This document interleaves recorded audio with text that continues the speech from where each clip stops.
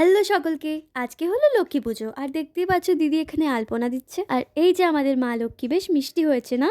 তার পাশে দেখো এই যে আমাদের মহান ফজুটা এসে বসে পড়েছে। ও হয়তো নিজেকে প্যাঁচা মনে করছে, কিন্তু ওকে অনেক বোঝানো হয়েছে যে তুই প্যাঁচা না বাবা, সরে যা ওখান থেকে। তাও সে সরবে না, ওকে জোর জবরদস্তি সরানো হয়েছে। লক্ষ্মী পুজো হওয়ার আগে দিদি এখানে ঘরে ঠাকুর পুজোটা দিয়ে দিয়েছিল, আর মা এখানে ঠাকুরের ভোগ রান্না করছে। আর আমি এখানে সব থেকে সুন্দর কাজটা পেয়ে গেছি, পদ্ম ফোটানোর। সুন্দর হয়েছে না? আর এখানে পুষ্পপত্রও তৈরি হয়ে গেছে। পুজোর বাকি জিনিসও প্রায় রেডি হয়ে গেছে। তারপর পুজোর ঠিকঠাক জোগাড় হওয়ার পর মাও বসে পড়েছিল পুজোর জন্য।